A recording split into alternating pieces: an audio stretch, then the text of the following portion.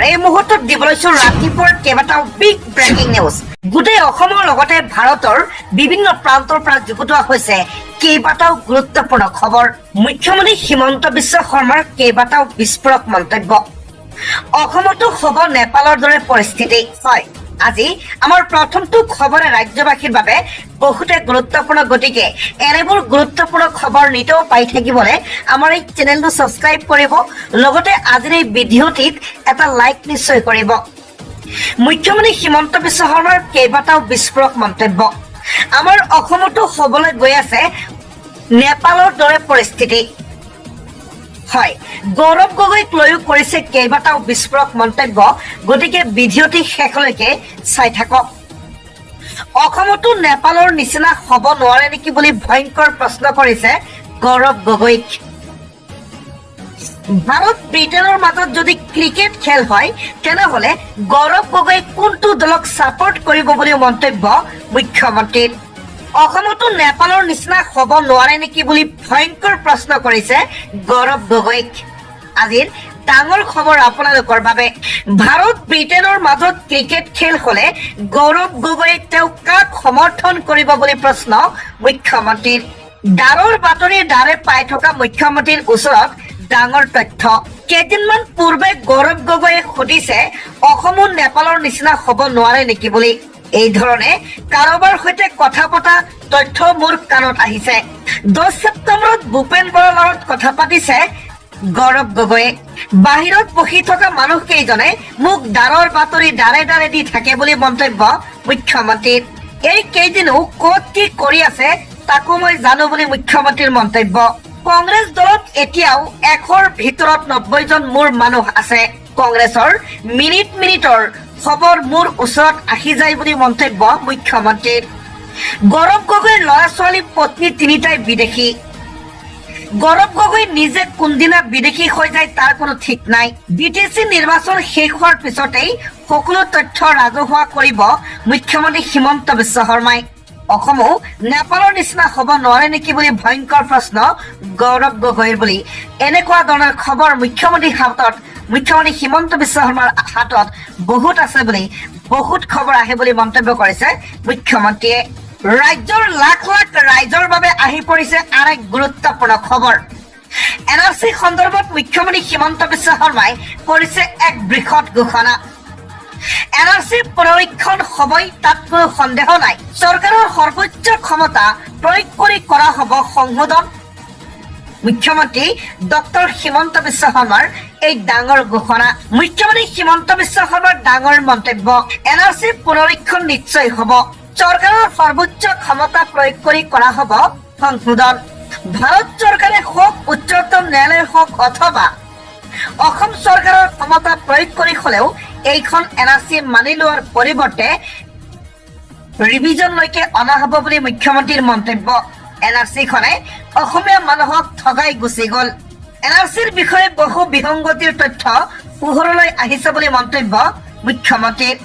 একেধৰণৰ নামৰ ব্যক্তি বিচাৰি বহু লোকে পিতা বা পুত্ৰ বুলি দাবী কৰিছিল।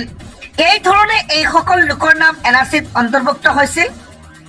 স্থায়ী বাসিন্দাৰ ঠাইত বহু বিষয়াই সন্দেহজনক লোককো সুমুৱাই দিছিল বুলি বিস্ফোৰক মন্তব্য মুখ্যমন্ত্ৰীৰ। এই NRC শুদ্ধ নহলে উচ্চতম ন্যায়ালয়ৰ পৰা নতুনকৈ NRC কৰাৰ অনুমতি ল'ব লাগিব। বহুকেইটা আইনী দিশ পৰীক্ষা কৰি থকা হৈছে। শীঘ্ৰেই NRCত দিয়া হ'ব নতুন ৰূপ। ৰাজ্যবাসীসকল, আপোনালোকৰ বহুমূলীয়া মন্তব্য নিশ্চয় বিচাৰিছো। 16,000 কোটি টকা খৰচ কৰি NRC পুনৰীক্ষণ কৰা হৈছিল। তাৰ বিনিময়ত এজনো বাংলাদেশী ধৰিব নোৱাৰিলে অসম চৰকাৰে। এতিয়া আকৌ NRCক লৈ পুনৰীক্ষণ কৰা হ'ব বুলি মন্তব্য। যদি পুনৰীক্ষণ নহয়, পুনৰবাৰ NRC কৰাৰ সিদ্ধান্ত ল'ব পাৰে অসম চৰকাৰে। আপোনালোকৰ মতামত ভিডিঅ'টিৰ কমেণ্টত এবাৰ নিশ্চয় জনাব। কোকৰাঝাৰৰ কোচ ৰাজবংশী এলেকাত নিষিদ্ধ হ'ল বিজেপি। প্ৰৱেশ নিষেধ হিমন্ত বিশ্ব শৰ্মা, দিলীপ শইকীয়াৰো। এটা ডাঙৰ খবৰ। কোকৰাঝাৰৰ কোচ ৰাজবংশীৰ এলেকাত নিষিদ্ধ কৰা হৈছে বিজেপিক। প্ৰৱেশ নিষেধ কৰা হৈছে মুখ্যমন্ত্ৰী হিমন্ত বিশ্ব শৰ্মাৰ লগতে দিলীপ শইকীয়াক। সবিশেষ জনাইছো, ভিডিঅ'টি শেষলৈকে চাই থাকিব। কোকৰাঝাৰত নিষিদ্ধ বিজেপি।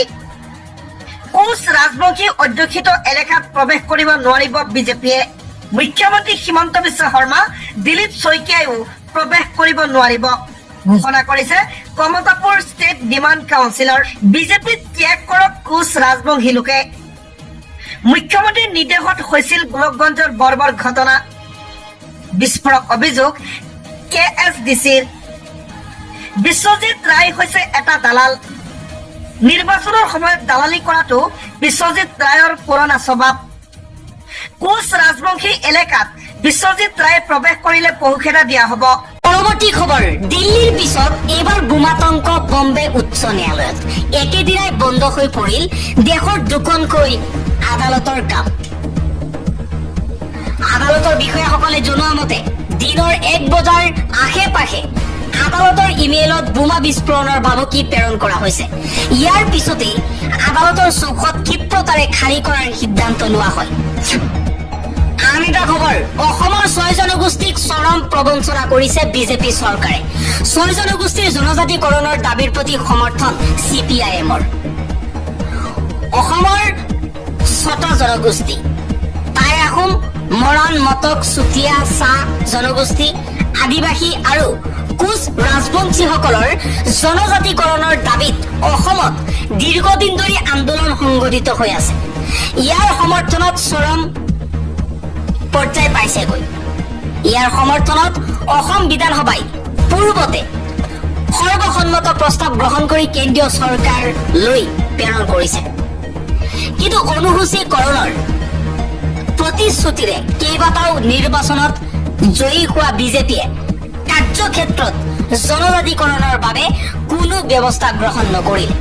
ব্যাপক জনমতৰ হেঁচাত 2019 চনত ৰাজ্যসভাত এই সম্পৰ্কে এখন বিল উত্থাপন কৰা হ'ল যদিও তাক গৃহীত নকৰি পৰামৰ্শ দিয়াৰ কাৰণে এটা মন্ত্ৰীসভাৰ গোট গঠন কৰি দিয়া হয়।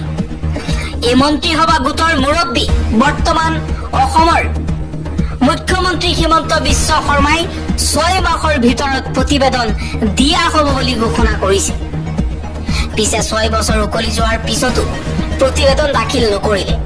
বিজেপি চৰকাৰৰ এই বিশ্বাসঘাতকতাৰ প্ৰতিবাদত আৰু 6 জনগোষ্ঠীৰ জনজাতিকৰণৰ দাবীত এতিয়া ৰাজ্যখনৰ সৰ্বত্ৰ প্ৰতিবাদী আন্দোলন সংঘটিত হৈছে।